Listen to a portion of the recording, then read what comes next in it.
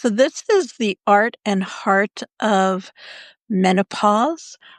Clarissa is a TCM practitioner, and we're waiting on her to join, and you've heard this 1,000 times already today, and I am a doctor of Ayurveda. We got together because we both realized that we were in very, very similar um, fields, but coming from a different perspective. Both of us talk about menopause and how to assist women as they are going through perimenopause and beyond.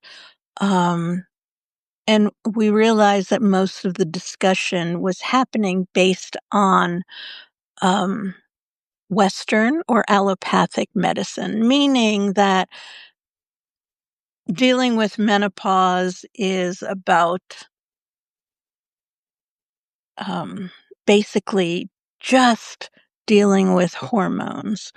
And as you know, menopause is simply one day, and menopause is 365 days after your last period. And so we know that the lives of women are much more in-depth and complicated than a single day. And undergoing menopause is also more than just a single day. And so so we decided to get together, and we're doing this weekly live/podcast for women who want to focus on menopause and their health from a holistic perspective. Me, of course, coming from the Ayurvedic perspective, and Clarissa coming from the TCM perspective. And to tell you the truth, this has been so enriching for me because I get to dive into Ayurveda even more deeply so that I can understand the TCM perspective. In our first episode, we looked at how closely Ayurveda and uh, Chinese medicine are connected, and where they differentiate themselves. And part of it is that they came from the same similar indigenous root, but yay, Clarissa is back. And we're still waiting for you. There should be a link for you. In the meantime, I'm discussing what brought us together, and Chinese medicine. So it comes from a similar indigenous perspective. However, when Ayurveda coming from the Indian continent, subcontinent, and Chinese medicine comes from that Asian continent. The indigenous medicines changed based on the environment, the climate, and the society itself, the mental capacities, but that's really the wrong word. The perspectives that each had on on life itself and health and healing. And it looks like long ago there were. I'm sorry. I'm trying to do two things at once here, and I just sent you another invite, Clarissa. Um, so we we're looking at it from different perspectives, and in a way, it feels like Clarissa and I coming into this art and heart of menopause. It's almost like having these ancient conclaves where practitioners and indigenous healers would get together and have conferences. How do we know this? Is because it's written in the Ayurvedic text that that's what was going on 2,000, 3,000, 4,000, 5,000 years ago. So today, we are going to be talking about movement in TCM as well as Chinese medicine. And I invite, if you have any questions, just go ahead and put it into the chat, and we'll answer them. And it could be anything about movement, about Chinese medicine, about Ayurveda. It could be um, anything really at all. So, you already know that regular movement and exercise during menopause is essential, because it helps with bone density loss. It manages weight. Okay, so Clarissa's going to have to stay in the chat. So we are going to figure this out. Um, Clarissa, are you on your computer or are you on your phone? That's going to let me s- that's going to maybe that'll be a clue as to what's going on. So, well, this is going to be fun. We're going to do this a little bit differently. She's on her phone. Okay, so this is the same setup as before. Okay, so I was just talking about the reasons why regular movement and exercise is essential. It also manages cardiovascular health, and it also um, helps with the protection of the cardiovascular system as estrogens come down. So,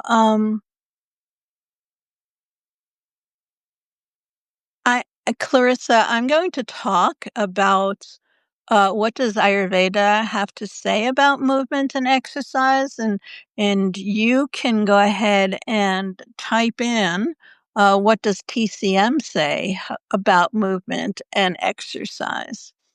Um, so Ayurveda,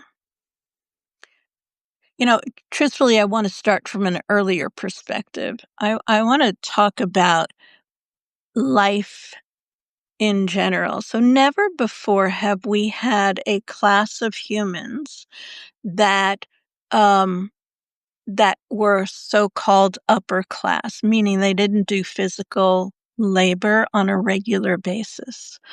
And as humans, we have always moved, whether it was walking or running or going out into the field. Well, uh, we're talking back to the agricultural era. Um, so we just never before have we sat down so much. Even in the industrial age, now we have two different classes of people. Some or the capitalist age, we have two classes of people now who are either standing on their feet all day working service jobs, or they're sitting all day. And so neither one of these activities is actually movement. Standing is a little more helpful because you cannot relax the gut muscles, you cannot relax your legs. You're standing. You're using some kind of muscle in order to stay upright. With sitting, we don't. You know, we can relax into the chair. We don't even have to sit up straight. We have a back and we can just like collapse into it. And what happens is that we are not doing any sort of movement other than using our eyes, using our hands and our mouths. You know, that's about it. So culturally, and the way humans developed was through movement. We have always moved. We've always done more labor than now, and then we've also rested. So a few decades ago, we started realizing, oh, we need to be doing some movement and exercise. was developed. Now, of course, this is here in the West. Ayurveda and TCM recognized the concepts of doing specific types of movements, um, and those specific types of movements had to do with whole body health rather than what we're doing today, which is mostly about building muscle, so that the muscle can, well, it's a physical beauty kind of thing, but it's also so that the function of muscle is to support the bones, um, because that's what it does. It's supporting the bones so that you have a structure um, that is upright rather than curved or whatnot. So so when I hear exercise, and perhaps you too, exercise for me now here in the United States, I think of running, jumping, swimming, cardio, weightlifting, all of those kinds of things. But Ayurveda and Chinese medicine think of it in a different way. And yes, cardio is important. Yes, it is important to do this, but and it comes from a place where our culture, because we're sitting and we're not doing much in terms of exercise and movement. For most of the day, we have to separate times to do the exercise and movement. Clarissa, if you can add anything to the chat, I would love to hear it. Welcome, Gitika. I'm glad you joined. So I cannot speak about the Chinese medicine perspective other than what I know about it, which is it's about upward moving energy and downward moving energy, but Clarissa can explain more of that. What I can talk about is what Ayurveda says and what is beyond strength and cardio. So, most people, when they think movement in Ayurveda, they think yoga. And yoga is actually a separate study, even though it's coming from the overall Vedic studies. There is much more than that. Um, and and even yoga has been changed to fit the Ayurvedic perspective, to which there's something called now Ayur Yoga, where yoga is practiced from a perspective of um, of the doshas of Vata, Pitta, and Kapha. And I'm going to pause here so that I can read Clarissa's comment about TCM. TCM sees movement as moving energy. Qigong means to master the energy. So movement in Ayurveda is about dealing, rather than moving energy, it's about dealing with all kinds of movements, but it's also dealing with managing the tissues throughout the seasons and dealing with the climate changes as well. So there's a lot of practices around that, or rather a lot of different things that we don't consider to be exercise in this lifestyle. So Audrey says that sounds similar to the Vayus.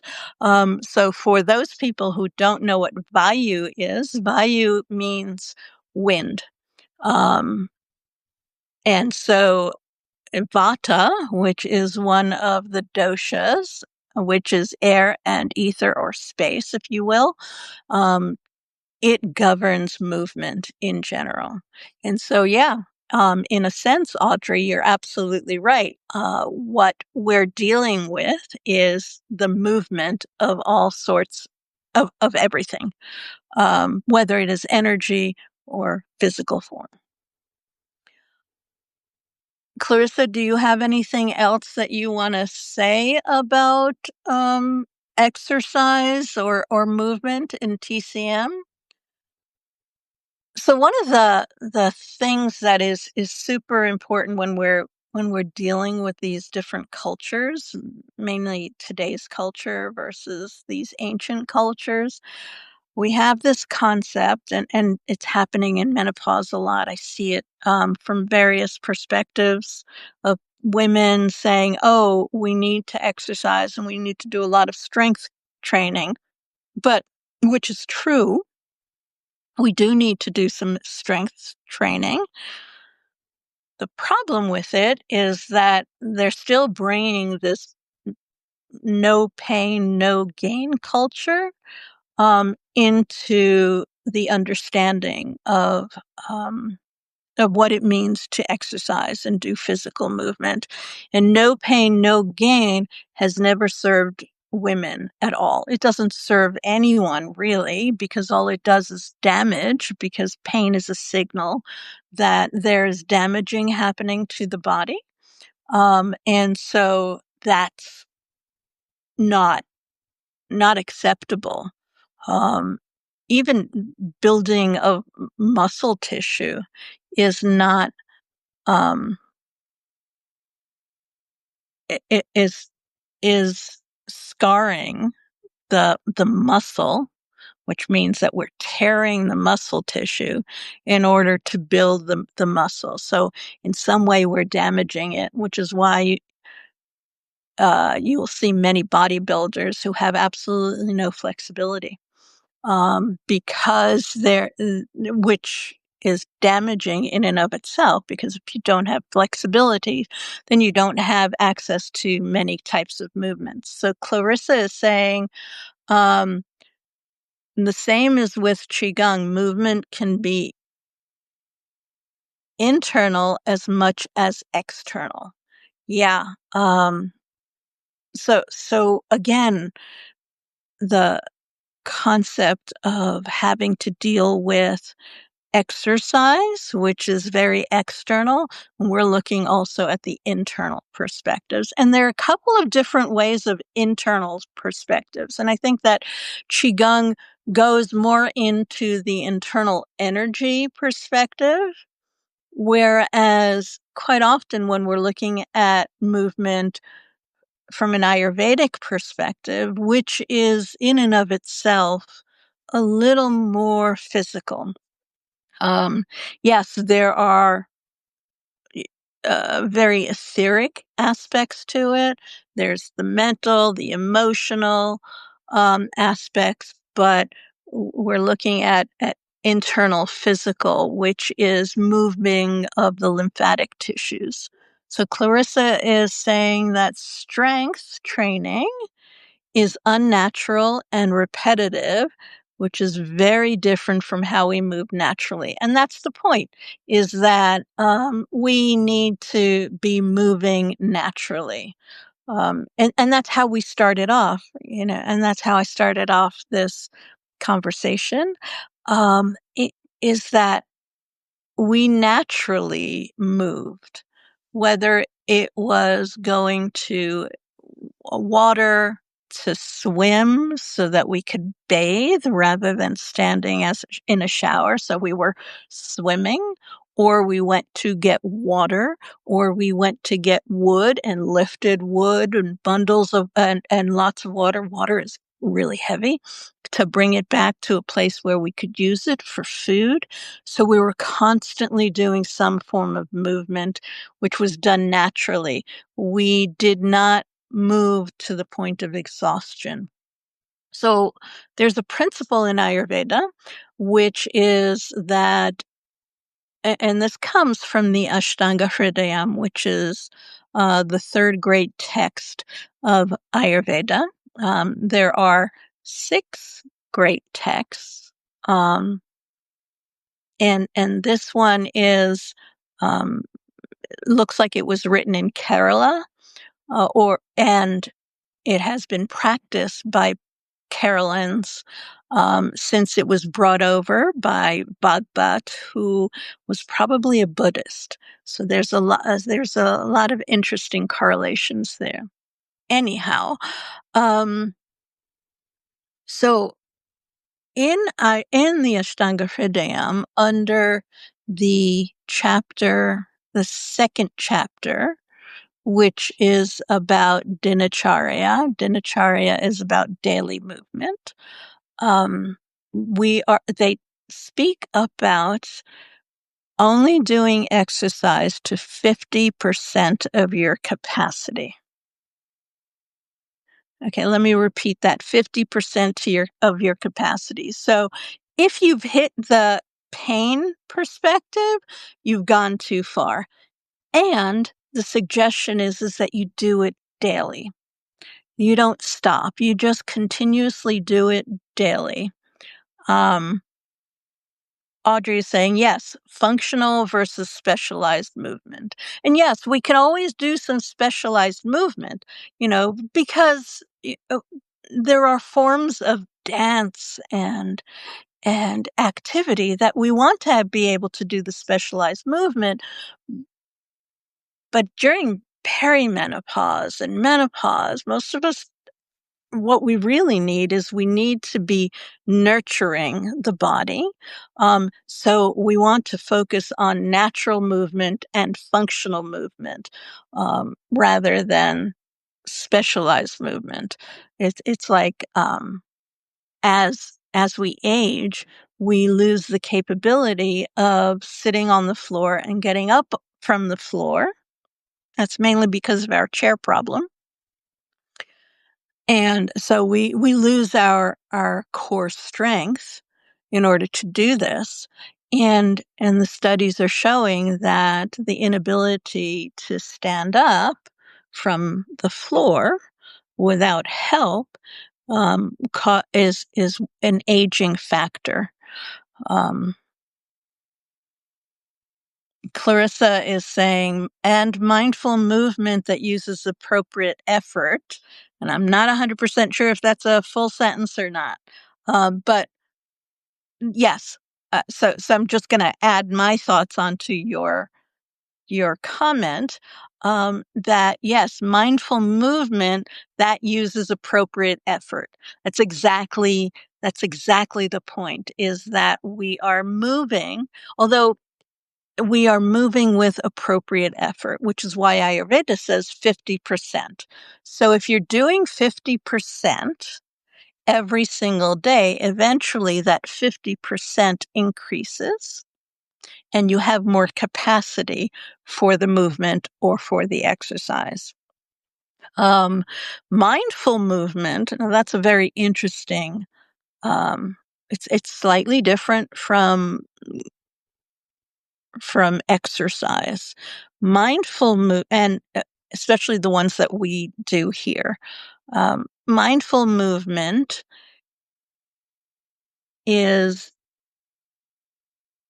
when you're paying attention to what's also going on internally, not just externally. So if you're going to the gym or you have your own um, running machine, whatever you call those things, and you're watching TV or you're reading a book or listening to a book, you're not doing mindful movement. And there have been other studies where you're actually not getting the full benefit of that exercise. So you're always wanting the mind and the body to move together.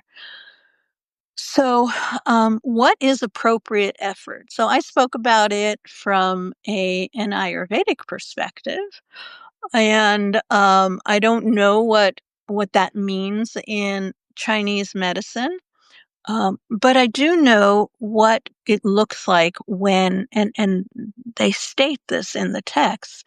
What does it look like when you have overdone your exercise? And in the text, it says that if you feel it in the throat, That's a literal translation. What does that mean? That means that if you're breathing really hard, that means you have gone beyond your 50%.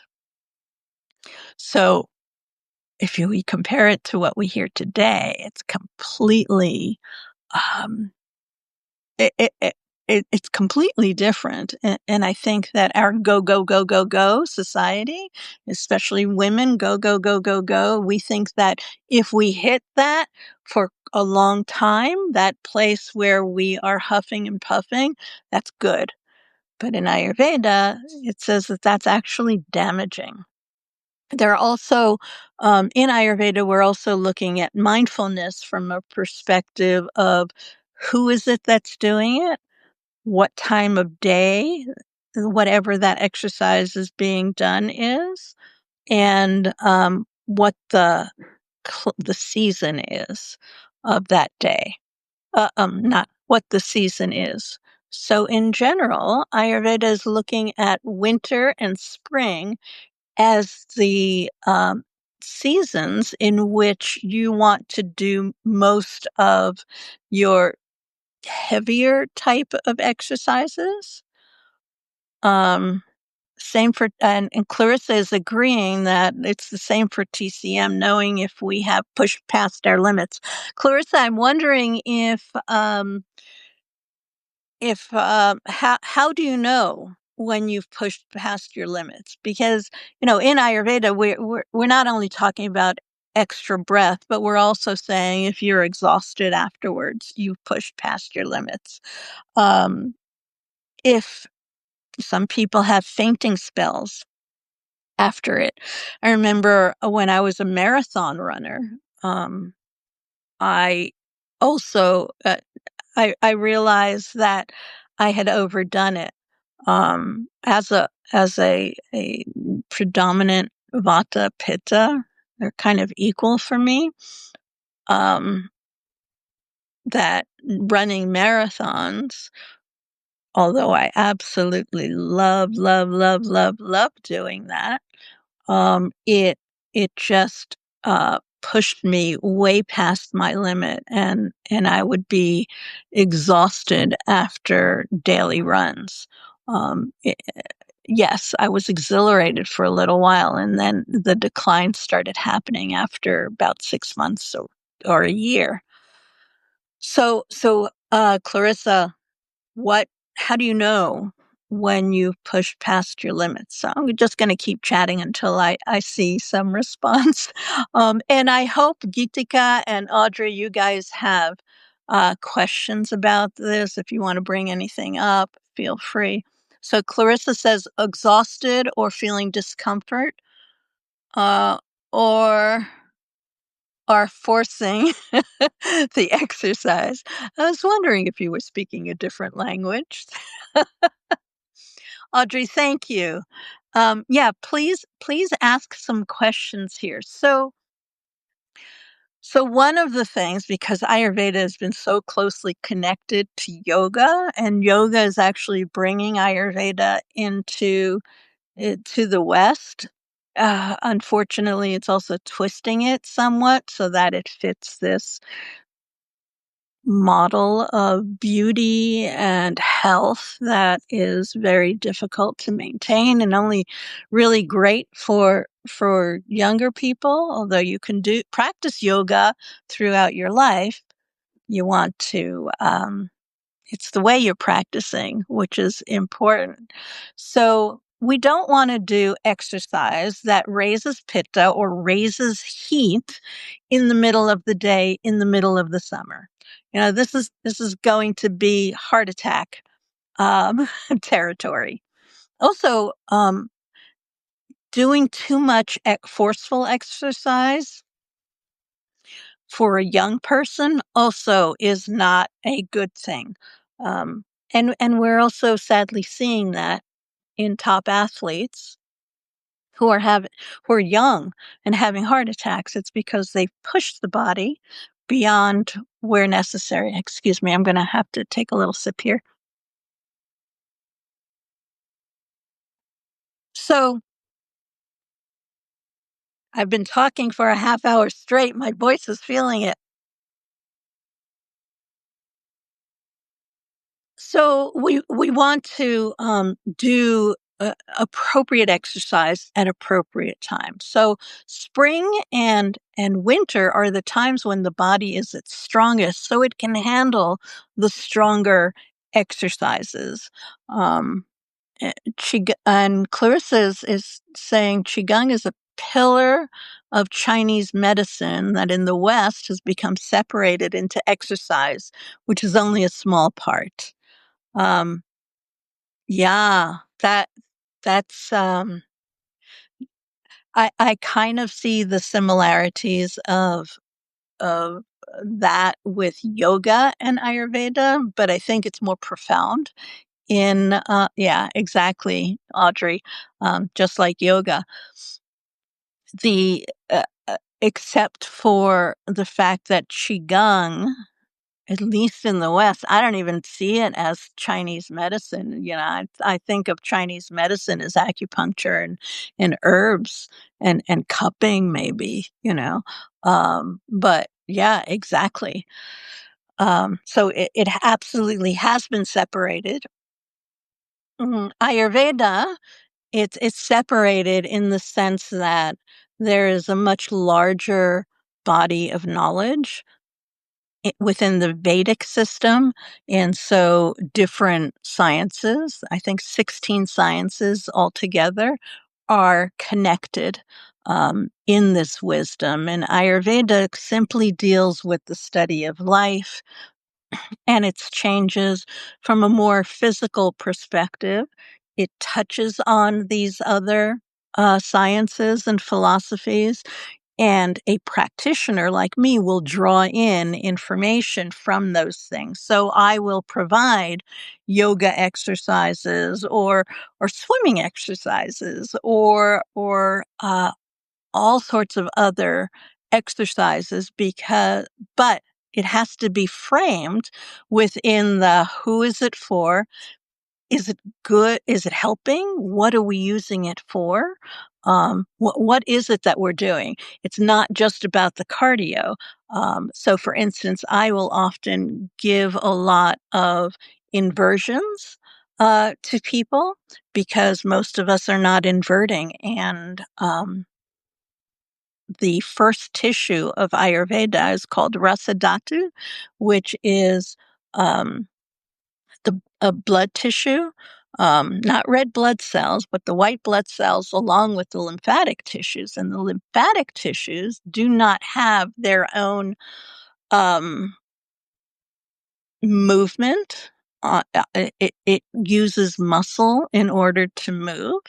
So a lot of the Ayurvedic movement practices, when we're looking at the internal aspect, is about moving that rasa, which also includes massage. And I know that you, Clarissa, we were talking about um, different kinds of massage techniques from the Qigong perspective to help move energy. So Clarissa is saying, same here, Qigong can be used to support a physical or emotional issue alongside acupuncture or herbs. And welcome, Holistic Perimenopause Path. I know you. Your name is Maria. So welcome. We normally have a conversation here, Clarissa and I, discussing TCM versus Ayurvedic perspectives. And unfortunately, Clarissa has not been able to get online. I'm going to try, actually, let me see if I can. I'm going to invite you to join once again, see if you can join. So I'm not using my voice for a whole hour and I really, really want your perspective on this because I have learned, it's forced me to dig into my books and learned so much more. Um, so cupping exercise. So I remember when we were talking last week, you were talking about this kind of tapping on the body in order to move things. Um, and And so I don't know if you can do this in the chat, but I would love to understand what the reason is for this. For me as a massage therapist, this helps to waken up the tissues a little bit, to do some warming. It helps jiggle, and do some moving of the tissue. It doesn't necessarily move the lymphatic tissue, but it can move some stuckness in the lymph. Um, but it's not really one of the first things that we do. And why is the lymph so important, and why are these more subtle movements important? Um, it's because the lymph and the lymph is what feeds the rest of the body tissues, or the rasa dhatu is really better. The lymph, as we know it right now, is what helps cleanse the body of different things. So Clarissa says, TCM has many massage forms, and Gitika says, my exercise has mostly been walking. Also, I've had weight fluctuations throughout my adult life. This has left me with very little muscle integrity. I would like to know what's the best thing I should start with. Uh, Clarissa. So Gitika, I will get to that. Responding to your question in a second. And I just want to talk to Clarissa. Is padai or cupping along meridians? So here's where Ayurveda and TCM have connections. So TCM has meridian lines, and each is, and please correct me if I'm wrong. Um, I'm just going back 30 years of study, and my brain it hasn't looked at it in a really long time. So the meridian lines are connected, are specific energetic pathways that run through the body. They're connected with specific acupuncture points. So acupuncture uh, points go through, are in these meridians, as well as um, they're specific ones for the stomach and for I don't know what else, liver, I think, and lung, and so all of those organs that we were talking about last week. And they have specific directions. Am I correct in that? Please explain more about meridians, Clarissa. I and Ayurveda has marma points, um,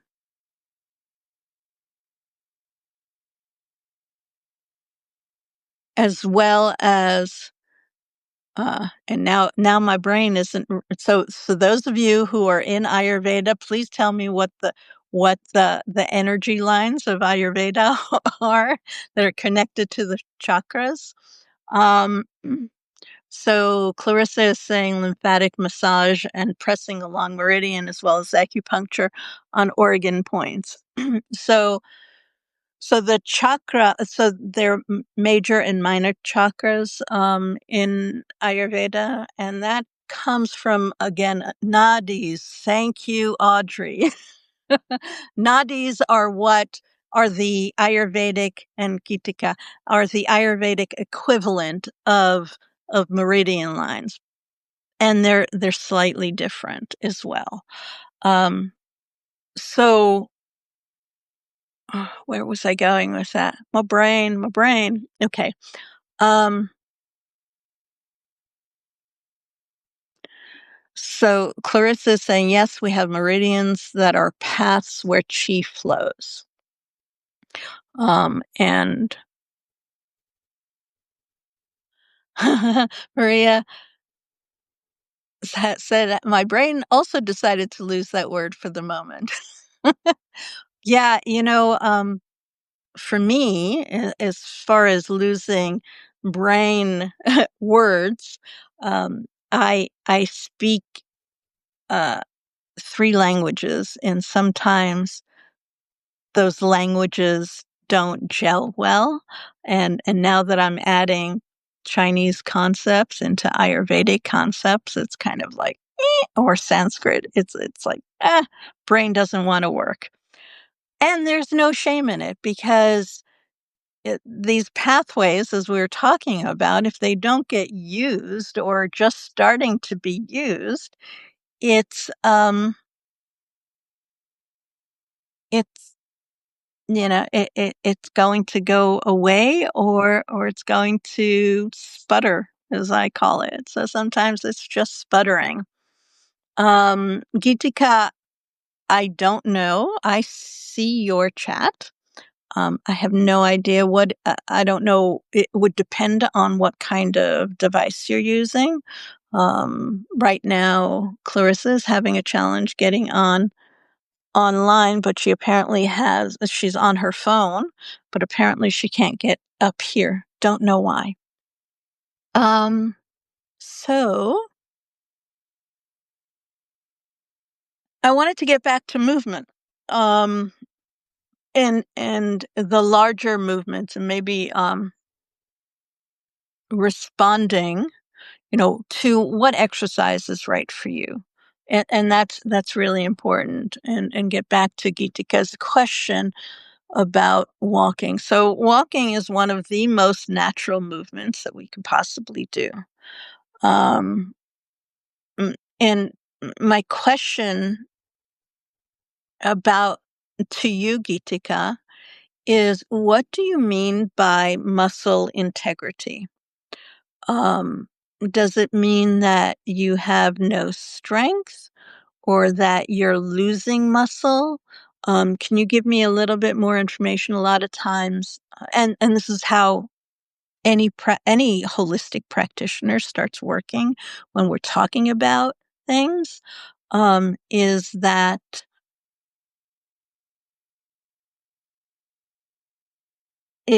we have to understand the concepts of what you're talking about because in our culture with social media, with having a lot of information out there, a lot of times we're using words and we think that we understand what those words are. So Geetika is saying that she has flabby, saggy skin and she has strength. So from my perspective, that is not muscle integrity, a muscle integrity issue. Flabby, saggy skin is actually a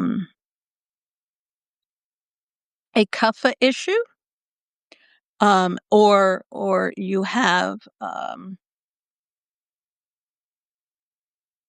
you have too much kapha in between the skin and whatever tissue is underneath it, meaning that there could be too much fatty tissue there could be too much lymph tissue because sometimes it's a lymph issue, that might be there. And so without really knowing exactly what's happening, yes.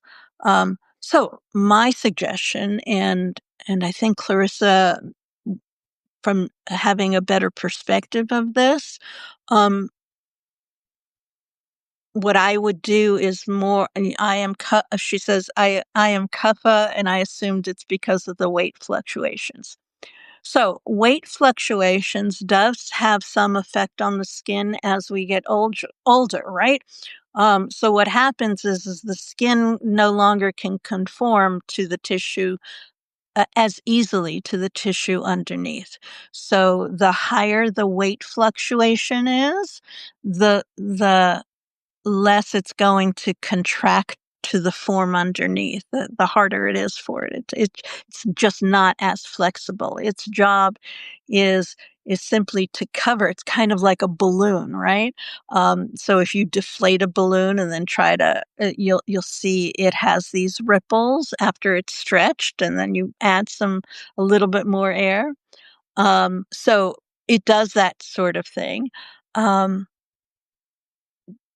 but I would look at, how do you strengthen your skin tissue, rather and move the lymph underneath the tissue, so that you have less of what are we looking at here? Um, so that you have less flab and sag. Sag is maybe more of that fluctuation. And also the skin, as we age, it simply doesn't have enough oils. It becomes dry, and so a lot of times that's sag. Say hello to my cat. You know she's gonna be here whenever we speak Ayurveda. Um, say hi. So the best movement. So walking is um is really, really good for you. I would also do some inversions. At the very least, getting your legs up a wall. I know that Qigong would be awesome for this type of thing.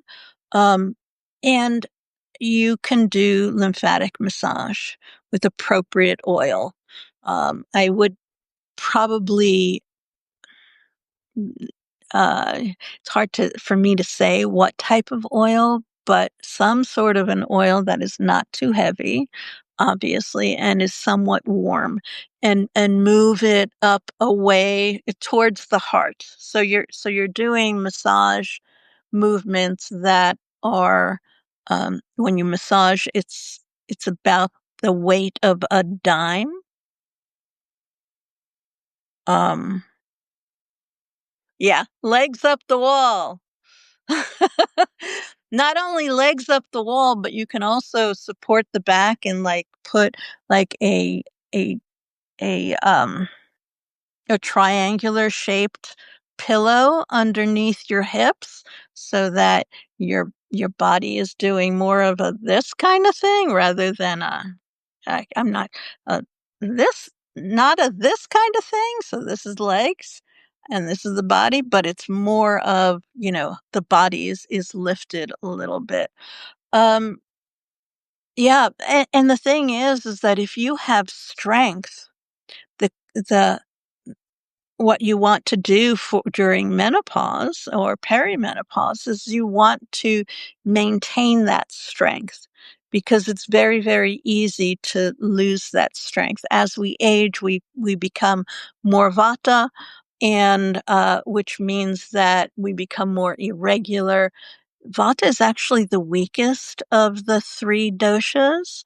And so it becomes weaker, which means that muscle tissue can deteriorate. Um, it's not being fed by the fat tissue as well. And so we really want to make sure that you keep up the strength. Does anyone have any other questions? I've been going for 49 minutes now.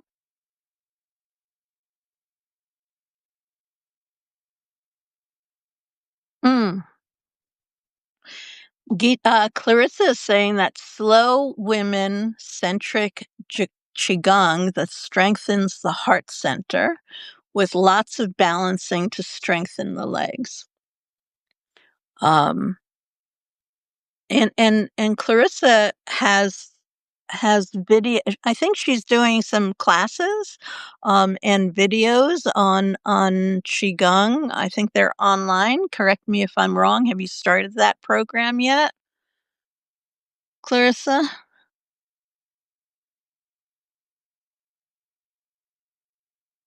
So this kitty cat says lots of sleep and stillness.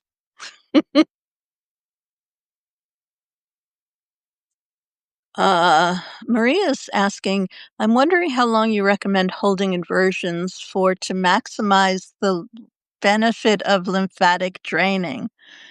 And Clarissa is saying that, yes, she's going to be starting soon, 7-week program. Okay. So this is a really good question. First of all, the word maximize is not really um, a perspective that I look at, but I understand where you're coming from. So I the deal with lymphatic drainage is that there are several things that need to be dealt with when you're actually doing lymphatic drainage. So, so you're looking at clusters of lymph, and if those clusters of lymph are not processing, that aren't clear, then the lymph will get stuck at those places. So we have we have lymph nodes throughout the body, and then we have the vessels for the lymph, and the clusters are generally in the hip area, in the larger joint areas, shoulders. We're very familiar about that. So I'm going to show you on my arm. So on my arm, what I'm doing right now is I am bringing the lymph to my shoulders, right? So there's going to be, beyond the cat, there's going to be a huge cluster of lymph here, right? If this doesn't get cleared, then there's no place for this lymph to go, because where it needs to ultimately go is into the heart, right? So from here, it's got to go through this area here. Okay. So this area also needs to be cleared along with this, so that lymph from this would be the equivalent of my ankles, but my wrists can come up and move into it. So when we're looking at that process, that's how long I would that's how I would define how long to hold the inversion for. So and if we move the lymph too fast or too much, then people can get dizzy, and there's some other things. So in general, no more than 5 minutes for someone who, I mean, like no more than 5 minutes, um, for someone who hasn't cleared it. If and for someone who has uh, lymph drainage, who has swelling in the legs, 5 minutes is plenty. If someone is fit, well, they can sleep that way all night long. so so it really depends. I know that's the word we use in Ayurveda. It depends. And that's what we really should be looking at all the time, is it depends on who's doing it. Um, and and the more you do a lymphatic type massage, or um, that that allows for the lymph to move properly, the more walking that you're doing, the more integrity all of the veins and arteries have. Um, it sorry, I got lost in my words. So Maria said, makes sense. Thank you. Always depends. Um, the more integrity that all of your tissues have, the longer you can go. But again, it's always going to depend on 50% of your capacity. So if you find that you have, um, you start having whatever issue it is, whether it's with walking or legs up the wall or whatever, if you do it if you do it to a point where you're feeling discomfort, that means you've gone too far. So that's where you stop, right? You stop there. or you know you're about to hit that discomfort point. That's when you pause. Next day you do it again, and perhaps that 50% might get a little bit higher. Um, let's see. What else would I like to chat about?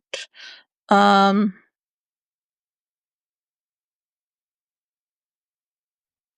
I think I've gone way beyond um, that.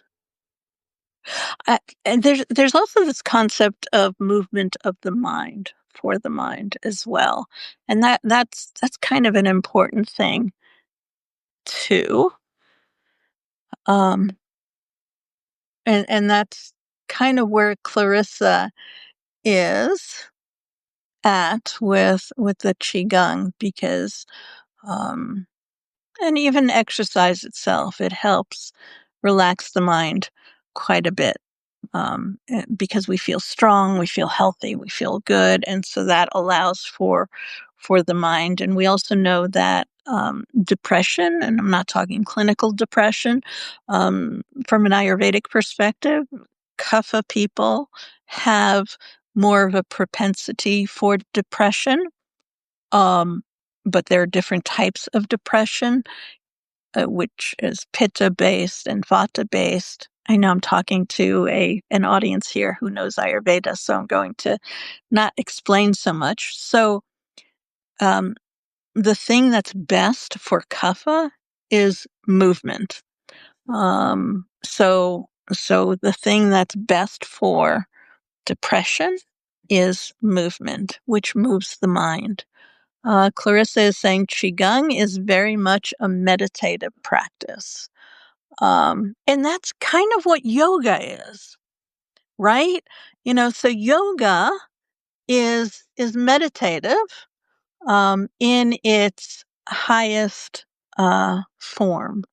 Actually, yoga is the practice of learning how to sit still so that the mind can go into meditation. Um, so it's again, it's very, very similar um, to that. All right. So we're coming up on the hour, and I am so sorry that Clarissa wasn't able to be here um, live on screen with us. We do this every single week, not like this, obviously. I'm taking pictures of your chat so that I get what you're talking about. Um, this live platform still isn't great. Um, So things that are coming up. So next week, we're going to do this again, same time, same place, hopefully with Clarissa. Clarissa has a Substack called Heart of Menopause.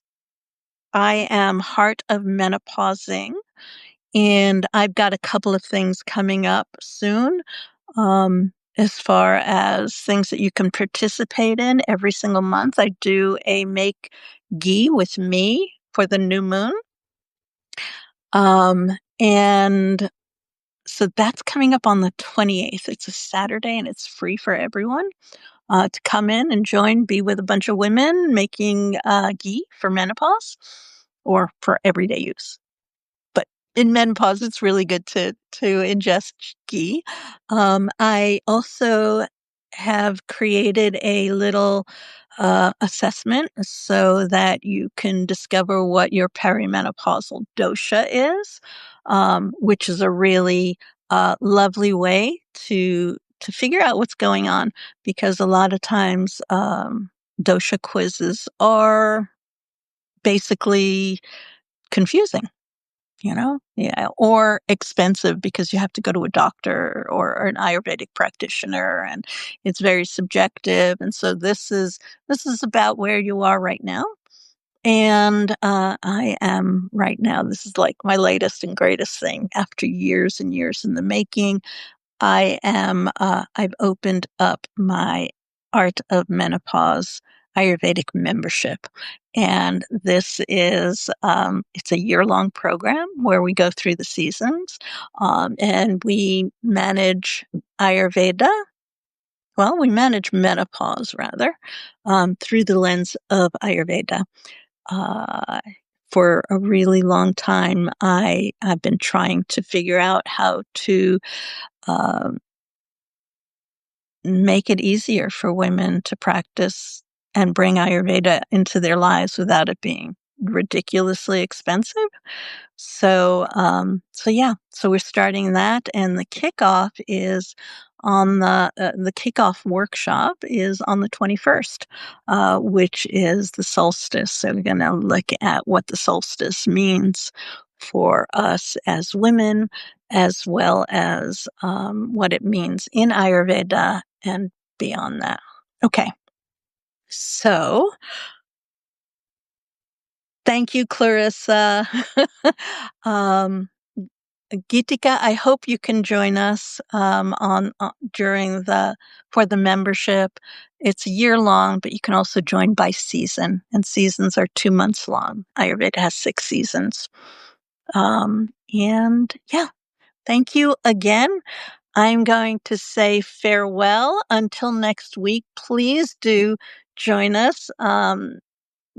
Substack has a way of allowing you to put these lives directly into your calendar so that you don't forget and bring you right in.